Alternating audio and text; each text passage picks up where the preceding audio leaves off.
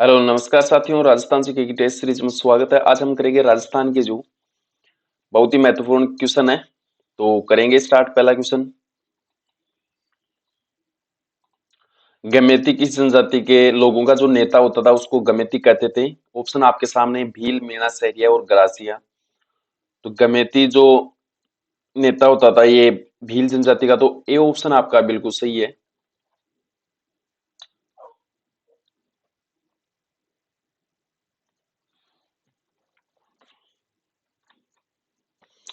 और सामाजिक सहकारी संस्थान हेलोरू किस राज्य राजस्थान की किस जनजाति से संबंधित है?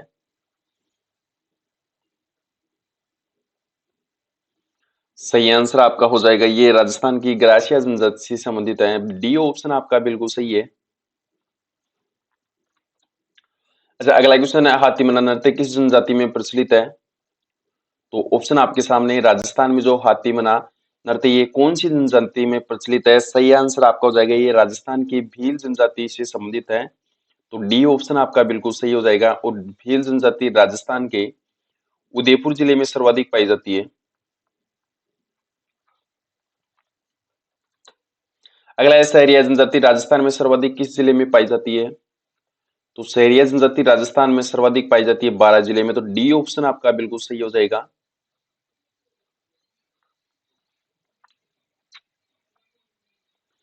इसी के साथ में आगे बढ़ेंगे, बीजा और माला किस जनजाति की शाखाएं हैं? ऑप्शन आपके सामने, सांसी, डामोर, कंजर या फिर इनमें से कोई नहीं। तो बीजा और माला जो शाखाएं हैं, ये सांसी जनजाति की। तो ए ऑप्शन आपका बिल्कुल सही आंसर हो जाएगा। साथियों, पीडीएफ लेंगे तो आप टेलीग्राम ग्रुप ज्वाइन करेंगे जिसमें सर्च करेंगे महावीर सर जी के।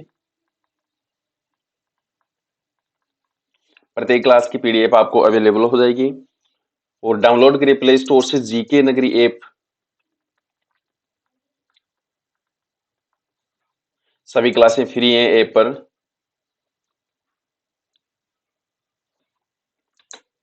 और अगला है, सांबर झील में निम्न में से किस देवी का मंदिर है? ऑप्शन आपके सामने।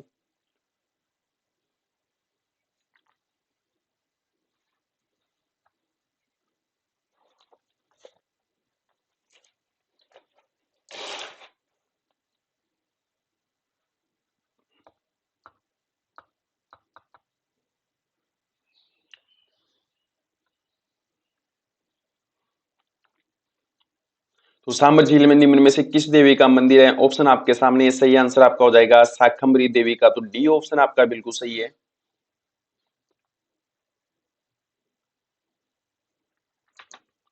और अगला है, क्षेत्रपाल की संस्कृति में एक महत्वपूर्ण पहलू रहा है तो ग्राम देवता के रूप में। ए ऑप्शन आपका बिल्कुल सही है।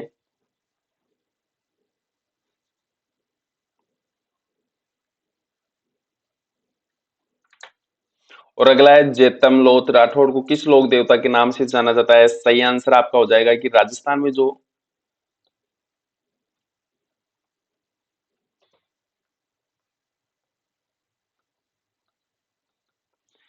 जेतम लोथ राठौड़ को किस लोक देवता के नाम से जाना जाता है? सही आंसर आपका हो जाएगा कल्ला जी। तो सी ऑप्शन आपका बिल्कुल सही है। और अगला है, केवाई माता के मंदिर का निर्माण किसने करवाया था? शालिवाहन ने, भीमदेव ने, देवदत्त ने या फिर चच ने? तो सही आंसर आपका हो जाएगा, ये भीमदेव ने करवाया था केवाई माता के मंदिर का निर्माण। तो बी ऑप्शन आपका बिल्कुल सही आंसर हो जाएगा। और अगला है, गोगा जी का मेला किस माह में बढ़ता है? माघ, कार्तिक, सावन या फिर भाद्रपद? तो सही आंसर आपका हो जाएगा, राजस्थान में जो गोगा जी मेले का आयोजन होता है ये भाद्रपद महीने में होता है। तो डी ऑप्शन आपका बिल्कुल सही आंसर हो जाएगा।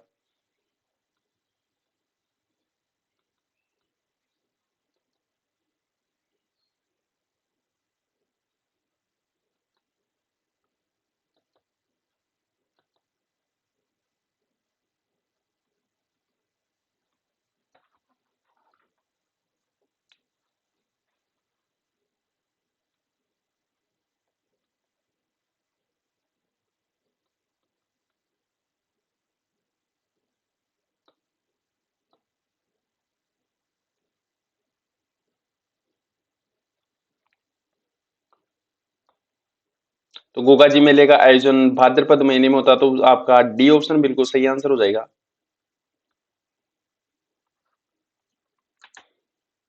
और अगला क्वेश्चन है, निम्न में से नाली किसकी नस्ल है? बकरी की, ऊंट की, भेड़ की या फिर घोड़े की? तो नाली जो नस्ल है ये किसकी नस्ल है? सही आंसर आपका हो जाएगा ये राजस्थान में भेड़ की नस्ल पाई जाती है। सी ऑप्शन आपका बिल्कुल सही है। और अगला आंसर है, राजस्थान में पशु अनुसंधान केंद्र कोडमदेसर स्थित है, ये कहां पर स्थित है? सही आंसर आपका हो जाएगी ये राजस्थान में बीकानेर में स्थित है। तो बी ऑप्शन आपका बिल्कुल सही आंसर हो जाएगा। और अगला है, मछली की मृत्यु के उपरांत ग्लाइकोजन किसमें परिवर्तित हो जाता है? तो ग्लाइकोजन किसमें परिवर्तित हो जाता है मछली की जो मृत्यु होने के बाद में? तो आपका जो सही आंसर है ये परिवर्तित हो जाता है इलेक्ट्रिक अम्ल में। तो बी ऑप्शन आपका बिल्कुल सही है। और आगे बढ़ेंगे, राजस्थान के मारवाड़ क्षेत्र में किस नस्ल का घोड़ा दुर्लभ जाति का है? सही आंसर आपका हो जाएगा ये मालानी जाति का।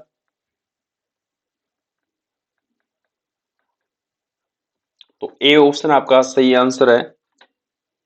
और आगे करेंगे, राठी प्रजाति कौन सी दो गायों की संकर प्रजाति है? तो आपका जो सही आंसर हो जाएगा ये कौन सी प्रजाति? सिंधी व साहिवाल। तो डी ऑप्शन आपका बिल्कुल सही है।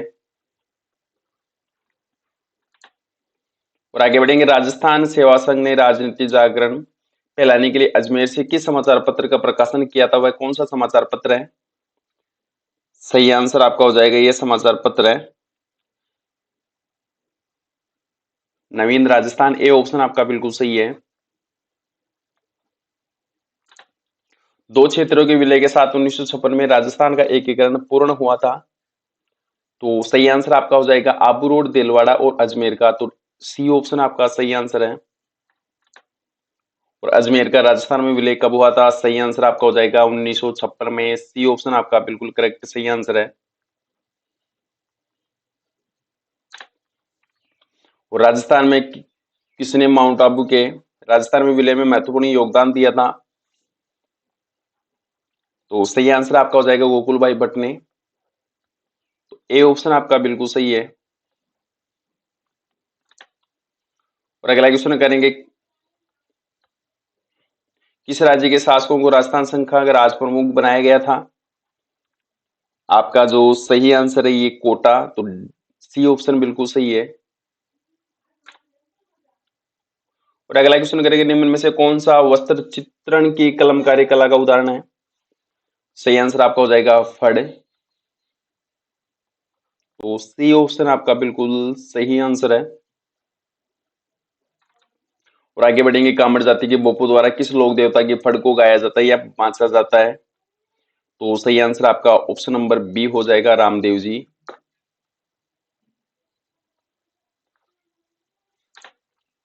राजस्थान में फड़ चित्रित करने वाले को क्या कहा जाता है? चेजारे, मिस्त्री या फिर चितेरा या फिर इनमें से कोई नहीं? तो सही आंसर आपका हो जाएगा, राजस्थान में जो फड़ का चित्रण करता है उसको चितेरा कहा जाता है। सी ऑप्शन आपका बिल्कुल करेक्ट सही आंसर है।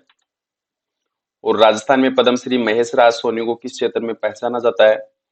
तो महेश राज सोनी को किस क्षेत्र में पहचाना जाता है? आपका जो सही आंसर हो जाएगा ये थेवा कला के लिए। और थेवा कला राजस्थान में प्रतापगढ़ की प्रसिद्ध है। तो बी ऑप्शन आपका बिल्कुल सही आंसर होगा। राजस्थान के कौन से जिले में कल्चर मोती का उत्पादन किया जाता है? सही आंसर आपका हो जाएगा कि राजस्थान में जो कल्चर मोती का उत्पादन किया जाता है ये बांसवाड़ा में। तो डी ऑप्शन आपका बिल्कुल सही आंसर है। और राजस्थान का मोलेला गांव किस हस्तकला के लिए प्रसिद्ध है? ब्लू पोट्री, थेवा कला, मीनाकारी या फिर टेराकोटा? तो सही आंसर आपका हो जाएगा, जो मोरेला गांव प्रसिद्ध है ये राजसमंद का, ये टेराकोटा के लिए प्रसिद्ध है। तो डी ऑप्शन आपका बिल्कुल सही आंसर है। और अगला करेंगे, राजस्थान में थेवा कला का प्रमुख केंद्र कहां पर रहा है? तो थेवा कला महेश राज सोनी को पहचाना जाता है और ये प्रतापगढ़ की है। तो डी ऑप्शन आपका बिल्कुल सही हो जाएगा। अगला है, राजस्थान में मथेरन किस जिले की लोक कला है? तो मथेरन है ये बीकानेर की। तो ए ऑप्शन आपका बिल्कुल सही आंसर है। और कावड़ कला किस वस्तु से ये राजस्थान में जो कावड़ कला है ये किस वस्तु से संबंधित है? कागज, लकड़ी, पत्थर या फिर इनमें से कोई नहीं? तो सही आंसर आपका हो जाएगा कावड़ कला का संबंध लकड़ी से। तो बी ऑप्शन आपका बिल्कुल सही आंसर है। और राजस्थान की बहरूपिया कला को विदेशों में प्रदर्शित करने वाले कौन थे? देवीलाल परमार, जानकीलाल भांड, पुरुषोत्तम जी या फिर सभी। तो सही आंसर आपका हो जाएगा कि राजस्थान में जो बहरूपिया कला है इसको विदेशों में प्रदर्शित करने वाले थे जानकीलाल जी भांड। तो बी ऑप्शन आपका बिल्कुल सही आंसर है। और निहाल चंद किस चित्र शैली के कलाकार थे? तो सही आंसर आपका हो जाएगा किशनगढ़ शैली के। तो बी ऑप्शन आपका बिल्कुल सही आंसर है। और उस्ताद कहलाने वाले चित्रकारों ने भित्ति चित्र किस नगर में बनाए थे? तो सही आंसर आपका हो जाएगा बीकानेर में। तो बी ऑप्शन आपका बिल्कुल सही आंसर है। और आगे बढ़ेंगे, पशु पक्षियों को महत्व देने वाले स्कूल ऑफ पेंटिंग का नाम क्या है? तो सही आंसर आपका हो जाएगा बूंदी शैली। और किस शासक के काल में किशनगढ़ शैली अपनी चरम सीमा पर थी? तो सही आंसर आपका हो जाएगा ये नागरीदास के काल में। तो डी ऑप्शन आपका बिल्कुल सही आंसर है। और मंडावा क्यों प्रसिद्ध है? झीलों के कारण, मंदिरों के कारण, भित्ति चित्रों के कारण, या फिर इनमें से कोई नहीं? तो राजस्थान में जो मंडावा है प्रसिद्ध है ये भित्ति चित्रों के लिए। तो सी ऑप्शन आपका बिल्कुल सही आंसर है। और राजस्थानी विचारधारा की चित्रकला का आरंभिक जो मुख्य केंद्र था ये कौन सा था? सही आंसर आपका हो जाएगा ये बीकानेर था। और पिछवाइयों का चित्रण का मुख्य विषय क्या था? तो श्री कृष्ण लीला। ए ऑप्शन आपका बिल्कुल सही आंसर है। और भित्ति चित्रण की दृष्टि से कहाँ की हवेलियां प्रसिद्ध है? तो सही आंसर आपका हो जाएगा ये शेखावटी की प्रसिद्ध है। बी ऑप्शन आपका सही आंसर है। और पिछवाइयां कलाकृतियों में बने चित्र उद्धृत किए गए हैं भगवान कृष्ण के जीवन से। तो डी ऑप्शन आपका बिल्कुल सही आंसर हो जाएगा।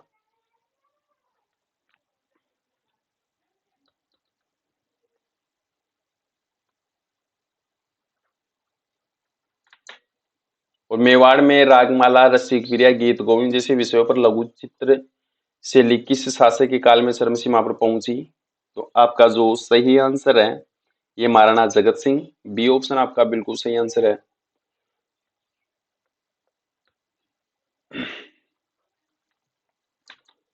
अगला क्वेश्चन है, राजस्थान में हरे कबूतर कौन से अभ्यारण्य में पाए जाते हैं? तो हरे कबूतर राजस्थान में कौन से अभ्यारण्य में पाए जाते हैं? आपका सही आंसर हो जाएगा सरिस्का। और राजस्थान का वह जिला जहां उष्ण कटिबंधीय शुष्क कंटीले वन पाए जाते हैं? सही आंसर आपका हो जाएगा जैसलमेर। और अगला है, राजस्थान में बांस निम्न में से कहां पर पाए जाते हैं? तो बांस सर्वाधिक राजस्थान में पाए जाते हैं उदयपुर जिले में। तो बी ऑप्शन आपका बिल्कुल सही आंसर है। इसी के साथ आगे बढ़ेंगे, राजस्थान वानिकी एवं जैव विविधता परियोजना का द्वितीय चरण प्रारंभ कब हुआ था? तो ये द्वितीय चरण प्रारंभ हुआ था अक्टूबर 2011 से। तो ए ऑप्शन आपका बिल्कुल सही आंसर है। और निम्न में से कौन सा अभ्यारण्य धौलपुर में स्थित नहीं है? तो ऑप्शन आपके सामने वन विहार, केसरबाग और रामसागर, ये तीनों तो है राजस्थान के धौलपुर जिले में। शेरगढ़ राजस्थान के 12 जिले में स्थित है। तो डी ऑप्शन आपका बिल्कुल सही आंसर है। और अगला है, निम्न में से किसे जंगल की आग कहा जाता है? तो सही आंसर आपका हो जाएगा ब्यूटिया मोनोस्पेरमा। ए ऑप्शन आपका बिल्कुल सही है। इसको जंगल की आग कहते हैं, प्लास कहते हैं। और अगला है, शेरगढ़ अभ्यारण्य किस जिले में स्थित है? ऑप्शन आपके सामने धौलपुर, अलवर, भरतपुर या फिर बारा। तो शेरगढ़ अभ्यारण्य राजस्थान के 12 जिले में स्थित है। डी ऑप्शन आपका बिल्कुल सही आंसर है। और राजस्थान राज्य पर्यावरण नीति किस वर्ष लागू की गई थी? ऑप्शन आपके सामने ये 2010 में। तो बी ऑप्शन आपका बिल्कुल सही है।